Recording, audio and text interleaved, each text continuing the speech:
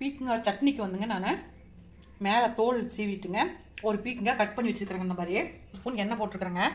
பாருங்கள், ஒரு டீஸ்பூன் வந்து நான் உளுத்தம்பருப்பு போட்டுக்கிறேங்க. இப்போ நான் சின்ன வெங்காயம் ஒரு 10 வெங்காயம் அதையும் போட்டுக்கலாங்க. பச்சை மிளகா 2ங்க, நான் வர மிளகா 2 அதையும் போட்டு வதக்கிக்கலாங்க.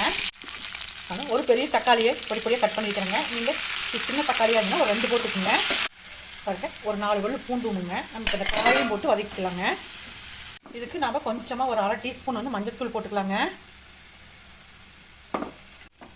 நான் ஒரு புளியாங்கட்டத்தோடுங்க புளியுமுங்க ஒரு 2 ஸ்பூன் வந்து தேங்காய்ங்க நான் முழுசு அப்படியே கட் பண்ணி போட்டுக்கிறேங்க. நீங்கள் துருவியும் போடலாங்க.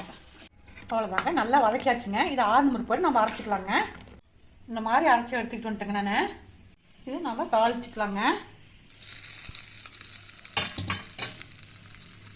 நம்மளுடைய பீக்கங்காய் சட்னிங்க.